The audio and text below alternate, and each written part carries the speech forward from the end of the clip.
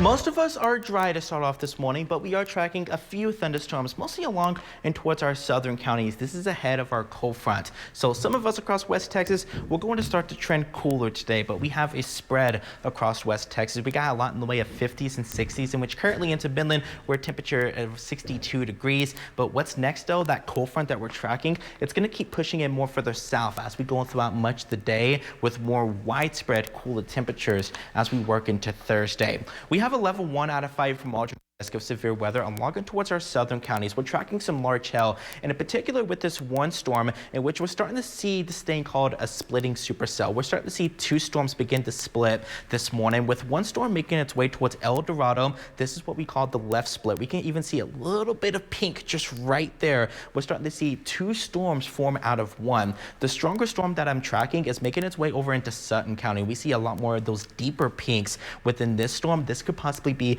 a bit more of a longer tracking one, but the one up and towards the north where we see those deeper reds, this one may trend just a bit onto the weaker side as it makes its way towards El Dorado. So we'll be tracking that as we head in throughout the next couple hours, in which right now we're only tracking up to near PETA $half size hail, up to nickel size hail, excuse me. But as the storm tracks over Highway 163, we're tracking up to near golf ball size hail in this supercell, and over and towards the west in Terrell County, making its way towards Crockett County, we're tracking up to near quarter size hail this morning. But the thing is, the activity is mostly going to stay into our southern counties as we go on throughout the next several hours. I'm going to go ahead, this is the last thing it's here about your afternoon hour. So Midland, Odessa, Abilene, even San Angelo will likely fall into the drier side, but we are seeing a little bit of some light showers in San Angelo, but currently nothing severe at the moment. Here's what the current position of our cold front is. So we can see a spread of temperatures, 51 in Abilene, but we're at 62 here into Midland. The cold front is going to stall all across the region today, so we'll work with some 70s towards the east,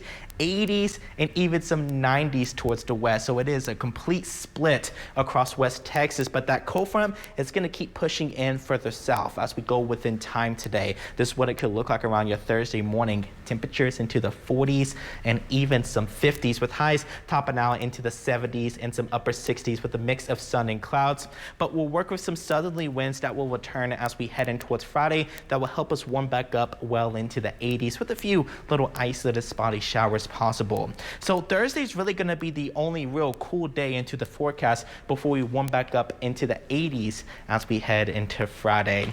So out the door right now, temperatures are into the 50s and 60s, or near 48 into Snyder, 51 into Knox City, 62 over into Midland. We'll warm up to about 84 into Midland today, 76 in Abilene, 80 in San Angelo, 70 over into Monday. We'll see more 70s widespread as we head into Thursday as that cold front makes that final push. Rain chances will also stay fairly low, so most of us will fall into the mostly dry side, but we'll work with more warmer temperatures and even some 90s as we work into your Mother's Day weekend with a high of 94 on Saturday. Victor?